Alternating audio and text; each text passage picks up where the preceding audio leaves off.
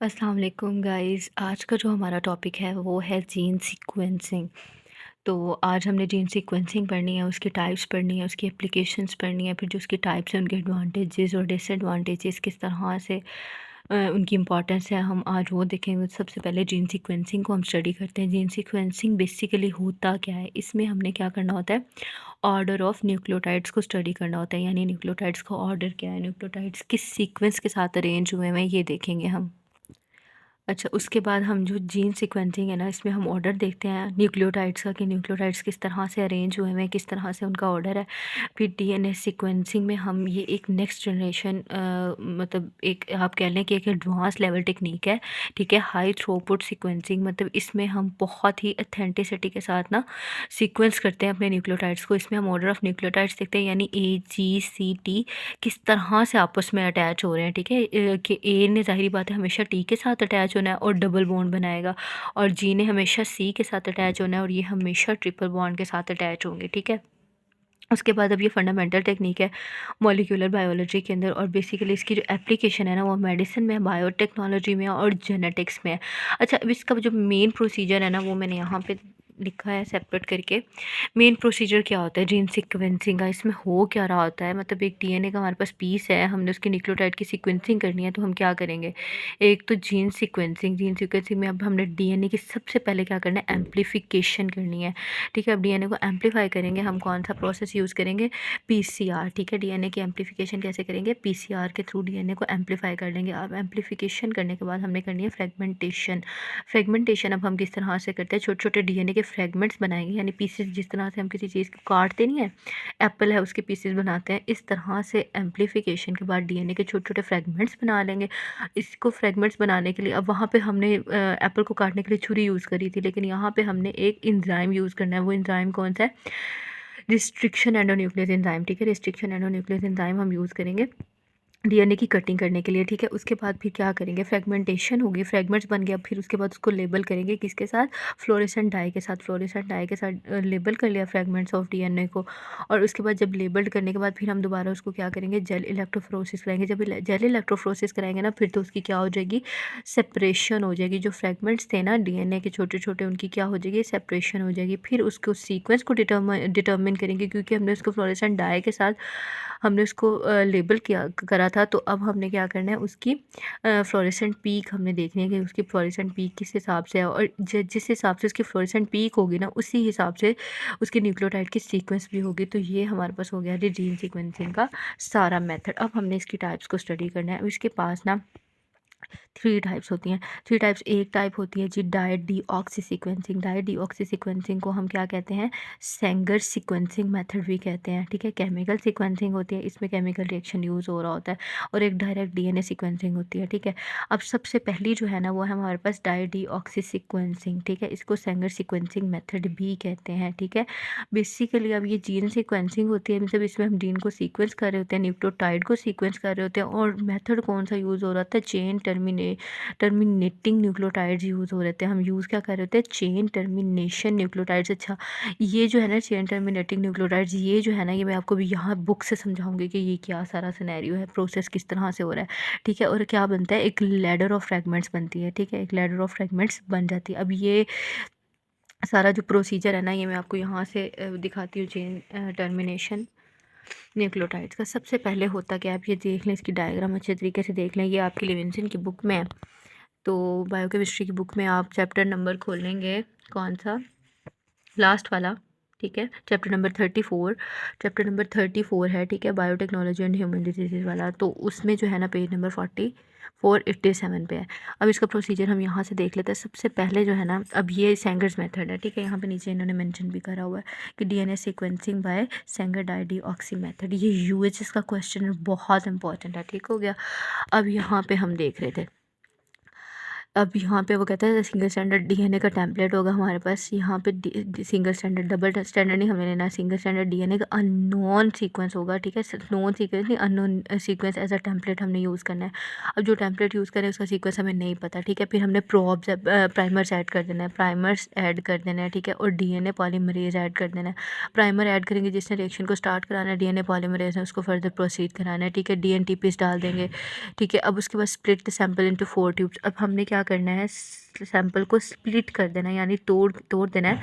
4 tubes ले लेनी है, ठीक है। Add 1 of the 4 dideoxynucleotides in each, और हमने डीएनटीपीस डालने हैं हर किसी के अंदर। अच्छा, मैं आपको बता रही थी अब यहाँ पे जो है ना कि डीएनटीपीस डालेंगे, स्प्लिट कर लेना है। स्प्लिट करना है किसको, सैंपल को 4 ट्यूब्स में, यानी 4 ट्यूब्स ले लेनी है और सैंपल को स्प्लिट आउट कर लेना है, ठीक है। अब सैंपल को जब हम स्प्लिट आउट करेंगे ना, ये 4 ट्यूब्स ले लेनी है, 1 2 3 4, सैंपल क्या होगा, स्प्लिट हो गया, ठीक है। अब हर किसी में हमने क्या करना है, ऐड 1 ऑफ द 4 डीएनटीपीस। इन चारों में से ना एडीजीसी, ये जो हमने ऊपर देखी हैं, इनमें से हर एक को ना हमने एक ट्यूब के अंदर डाल देना है, ठीक है। द सिंथेसिस प्रोसीड, अब फिर डीएनए की सिंथेसिस स्टार्ट हो जाएगी until the dideoxynucleotide is incorporated into the DNA strand. अच्छा, सारा कुछ हमने डाल दिया, 4 ट्यूब्स ले ली, डिफरेंट डिफरेंट 4 ट्यूब्स ले लेनी है। सब में हमने ना सॉरी, मेरा ना गला थोड़ा ख़राब है, मतलब अभी मेरे ना मुंह में छाले बने हुए हैं, पता नहीं क्या हो गया है। तो अभी मेरे मुंह की हालत काफ़ी ख़राब है, तो मुझसे बोला भी नहीं जा रहा है। I am so sorry guys.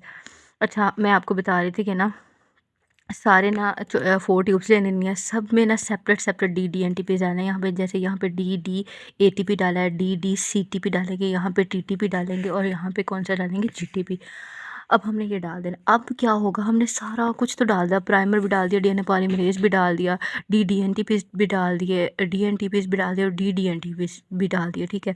DNA terminating in the डाइडिऑक्सी अब कैन नॉट इलोंगेटेड बिकॉज, अच्छा, जहाँ पे अब डीएनटीपीस अटैच हो गए ना चेन के अंदर, तो क्या होगा, वहाँ पे कैन नॉट बी इलोंगेटेड, वहाँ पे दोबारा इलोंगेशन नहीं हो सकेगी, क्योंकि वहाँ पे क्या है, 3 हाइड्रोक्सल ग्रुप ही प्रेजेंट नहीं है, lake of the 3rd hydroxyl group, जिसने आगे से 3 to 5 फॉस्फोडाइस्टर बॉन्ड बनाना है, वो वाला हाइड्रोक्सल ग्रुप ही नहीं प्रेजेंट है। वो प्रेजेंट ही नहीं होगा तो डीएनए आगे मतलब टर्मिनेट हो जाएगी चेन जो डीएनए की बन रही है। ये देखो, अब ये पीछे से बनता आ रहा है, बनता आ रहा है, बनता आ रहा है। यहाँ पे क्या हुआ, यहाँ पे जी अटैच हो गया, सी के साथ ए के साथ टी अटैच हो गया, जी के साथ सी अटैच हो गया, लेकिन अब क्या हुआ, यहाँ पे D N T P attach हो गया, डाई डीऑक्सी, ठीक है।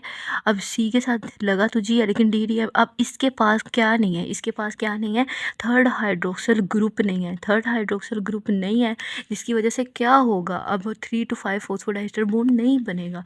अब जब वो नहीं बनेगा तो ये रिएक्शन आगे प्रोसीड आउट नहीं करेगा, ट्यूब चेन टूट गई, ठीक है। ये भी चेन बन रही थी, तो ये ए आके अटैच हुआ तो चेन टूट जाएगी, ठीक है। इसके पास 3rd हाइड्रोक्सिल ग्रुप नहीं है, और जब ग्रुप नहीं है तो बॉन्ड भी नहीं बनेगा और चेन टूट जाएगी। इसी तरह ये आके अटैच हो जाएगा, चेन टूट जाएगी। अब क्या होगा, अब ये आ गया ट्यूब 1 ट्यूब 2। अब ये जहाँ जहाँ से टूटे हैं ना, अब वहाँ वहाँ से आप देखें, अब ये हमने जेल इलेक्ट्रोफ्रोसिस करानी है, ठीक है। जेल इलेक्ट्रोफ्रोसिस कराएंगे इसकी सेपरेशन के लिए।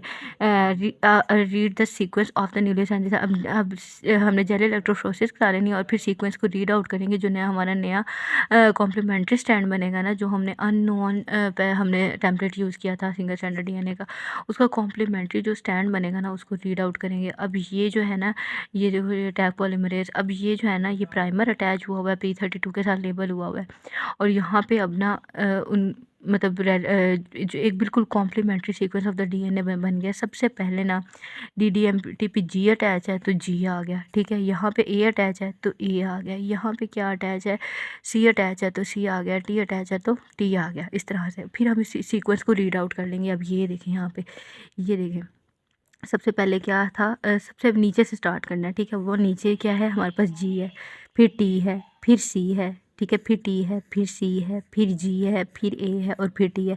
फिर ये जो लास्ट वाले हैं ना डी एन टी पीस के, ये हमने यहाँ पे एक सीक्वेंस में लिख लेने हैं। जैसे यहाँ पे जी टी सी जी है, G T C ji A T, मतलब ये एक कॉम्प्लीमेंट्री सीक्वेंस बनेगा, ठीक है। जिससे क्या होगा, डीएनए की क्या हो जाएगी, सीक्वेंसिंग हो जाएगी बाय द सेंगर्स डाइडिऑक्सी मेथड, ठीक है।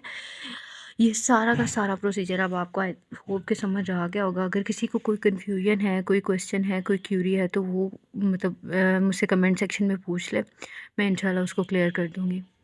अच्छा, अब हम नोट्स देख लेते हैं। नोट्स का मैं आपको बता रही थी कि अब ये मेथड हम मोस्टली यूज़ कर लेते हैं। अब इसके एडवांटेजेस बहुत ज़्यादा है। एक तो ये एक्यूरेसी है, मतलब इस मेथड के बहुत एक्यूरेट है, रिलायबल है, ठीक है? इसकी कॉस्ट भी ज़्यादा नहीं है। अब हम आते हैं सेकंड मेथड पे। सेकंड मेथड है केमिकल सीक्वेंसिंग मेथड। अब केमिकल सीक्वेंसिंग मेथड में हो क्या रहा है, केमिकल रिएक्शन हो रहा है, ठीक है? केमिकल रिएक्शन हो रहा है क्या करने के लिए? डीएनए को क्लीव करने के लिए, डीएनए की फ्रेगमेंटेशन करने के लिए हम केमिकल रिएजेंट्स यूज़ करते हैं। हम कौन कौन से केमिकल रिएजेंट्स यूज़ करते हैं? एक हाइड्रोजन यूज़ करते हैं और एक ऑस्मियम टेट्राऑक्साइड यूज़ करते हैं। ये दो हम केमिकल रिएजेंट्स यूज़ करते हैं ताकि हम डीएनए की क्या कर सकें, ब्रेकेज कर सकें। अब डीएनए को तोड़ेंगे कैसे? Break the phosphodiester bond of the nucleotides. Nucleotides के दरमियान कौन सा बॉन्ड होता है? 3 to 5 फॉस्फोडाइस्टर बॉन्ड होता है। हमने उसको तोड़ देना है। जब उसको तोड़ेंगे तो क्या हो जाएगा? डीएनए की फ्रेगमेंटेशन हो जाएगी, ठीक है? अब यहाँ पे वही वो बात कर रहे थे, chemical reaction to cleave the DNA at the specific nucleotide. अब फ्रेगमेंट्स बन जाएंगे, फिर हम उन्हें सेपरेट करेंगे, फिर उसके बाद उसके सीक्वेंस को हम देखेंगे कि कौन सी सीक्वेंस उसकी जीन की कौन सी सीक्वेंस है और फिर हम उसको डिटर्मिन कर लेंगे। अब ये इसके डिसएडवांटेज है, अब ये मेथड हम इतना ना यूज़ नहीं करते, लेस कॉमनली यूज़ होता है, ठीक है? क्योंकि इसके डिसएडवांटेज है, एक तो कॉम्प्लेक्सिटी इसकी ज़्यादा है, दूसरा ये इतना कोई एक्यूरेट भी नहीं है, लेस एक्यूरेट है, और फिर तीसरा हाई कॉस्ट। अब ज़ाहिर बात है महंगा पड़ रहा है, अब भाई क्या करें, इतनी तो महंगाई हो रही है। अब हमने तो चीज़ वो यूज़ करनी है ना जो रिलायबल भी हो, जिसकी कॉस्ट भी कम हो, तो हम इसीलिए सेंगर्स मेथड यूज़ करते हैं ज़्यादा। अब डायरेक्ट डीएनए सीक्वेंसिंग। अब डायरेक्ट डीएनए सीक्वेंसिंग में क्या हो रहा है? Direct DNA sequencing is newly method, एक नया मेथड है। इसमें हम क्या करते हैं? Allow for the sequencing of the DNA without the need of cloning और एम्पलीफिकेशन। अब इसमें भी हम कर वही काम रहे हैं, ठीक है? डीएनए को सीक्वेंस ही कर रहे हैं, डीएनए की सीक्वेंसिंग ही कर रहे हैं। मतलब हमने हमने क्या करना है? जीन को सीक्वेंस ही करना है, लेकिन हम क्या कर रहे हैं? कोई एम्पलीफिकेशन भी नहीं कर रहे, कोई क्लोनिंग भी नहीं कर रहे। द सिंगल मॉलिक्यूल, अब यहाँ पे देखें, this method is uses single molecule sequencing technology to read the DNA sequence directly. अब हम एक ऐसा मेथड यूज़ करते हैं, सिंगल मॉलिक्यूल सीक्वेंसिंग। ये टेक्नोलॉजी एक ऐसी टेक्नोलॉजी है, इसमें डीएनए की को हम डायरेक्टली रीड आउट कर लेते हैं कि उसमें कौन से न्यूक्लियोटाइड किस तरह से अटैच हुए हैं, without the need of labelling. हम लेबल भी नहीं करते और इसमें हम जेल इलेक्ट्रोफोरेसिस भी नहीं कर रहे हैं। Some of the examples of the direct DNA sequencing. अब इसके एग्जांपल देखें, एक तो नैनोपोर्स होते हैं और एक एसएमआरटी होता है। अब नैनोपोर्स और स्मार्ट, अब ये क्या है? सिंगल मॉलिक्यूल सीक्वेंसिंग टेक्नोलॉजी है। अब ये एक ही मॉलिक्यूल होता है हमारे पास, ठीक है? उसको एक सीक्वेंसिंग टेक्नोलॉजी है, ठीक है? और इसमें हम करते क्या है, रीड करते हैं द डीएनए सीक्वेंस को, डायरेक्टली हम रीड कर लेते हैं। अब इसकी इसकी भी मतलब हमें फ़ायदे हैं। अब फ़ायदा हमारे पास क्या है? एडवांटेज, एक तो इसकी स्पीड बहुत अच्छी है, मतलब स्पीडीली काम हो जाता है, ठीक है? एक्यूरेसी एक्यूरेसी भी है, मतलब ज़्यादा एक्यूरेट होता है। Ability to sequence long DNA. अब इसके पास ये एबिलिटी होती है डायरेक्ट डीएनए के पास कि ये ना, अब मतलब लॉन्ग अगर डीएनए का सीक्वेंस है ना, उसको भी रीड आउट करेगा, उसकी भी सीक्वेंसिंग कर देगा। अब ओवरऑल अगर हम देखें जीन सीक्वेंसिंग, तो ये तो एक क्रिटिकल टूल है किसमें? मॉलिक्यूलर बायोलॉजी में, ठीक है? और इसकी बहुत सारी एप्लीकेशन है, रिसर्च में, डायग्नोसिस में, ट्रीटमेंट में ऑफ द जेनेटिक डिजीज़ के ट्रीटमेंट में, ठीक हो गया। उसके अलावा specific amplification, the choice of the sequencing method depends upon the specific application. अभी इसकी स्पेसिफिक एप्लीकेशन पे भी डिपेंड करता है, साइज़ पे डिपेंड करता है, कॉम्प्लेक्सिटी ऑफ द डीएनए पे डिपेंड करता है, the level of the accuracy पे डिपेंड करता है, एंड द अवेलेबल रिसोर्सेज, और जो चीज़ें हमारे पास अवेलेबल उस पर डिपेंड करती है हमारी जीन सीक्वेंसिंग। ये इसका सारा जीन सीक्वेंसिंग का प्रोसेस है कि कैसे कैसे एम्पलीफिकेशन होती है, फिर फ्रेगमेंटेशन होती है, फिर उसको लेबल करते हैं, ठीक है? फिर उसकी इलेक्ट्रोफोरेसिस होती है, फिर उसके बाद उसके सीक्वेंस को डिटर्मिन करते हैं फ्लोरेसेंट पीक के अकॉर्डिंगली। तो it's all about the gene sequencing, इसके थ्री की थ्री टाइप्स। तो ये यूएचएस का क्वेश्चन है, बहुत इंपॉर्टेंट है, पूछ लेते हैं, ठीक है? इसके बाद हम स्टडी करेंगे पायरो सीक्वेंसिंग वाला और एमएपीएच। मतलब ये डिफरेंट टेक्निक्स हैं। ये किसकी डिफरेंट टेक्निक्स हैं? ये म्यूटेशन एनालिसिस है। म्यूटेशन एनालिसिस में जो है ना, क्या क्या चीज़ें आती हैं? आरएफएलपी आ जाता है, आर्म्स आ जाता है, ओएलए आ जाता है, पायरो सीक्वेंसिंग आ जाती है, एमएपीएच आ जाता है। ये म्यूटेशन एनालिसिस है। फिर आगे ये भी यूएचएस का क्वेश्चन है, आरएफएलपी। फिर आगे ये हम कल इंशाल्लाह डिस्कस करेंगे कि इसमें अब क्या क्या फर्दर चीज़ें हैं और फिर उनका थोड़ा थोड़ा पॉइंट ऑफ व्यू कि क्या सारा सिनेरियो इंशाल्लाह कल डिस्कस करेंगे। Okay, stay tuned. और किसी का कोई क्वेश्चन है, कोई क्यूरी है किसी भी चीज़ से रिलेटेड, तो वो मुझसे कमेंट सेक्शन में आके पूछ सकता है, तो मैं इंशाल्लाह क्लियर कर दूँगी।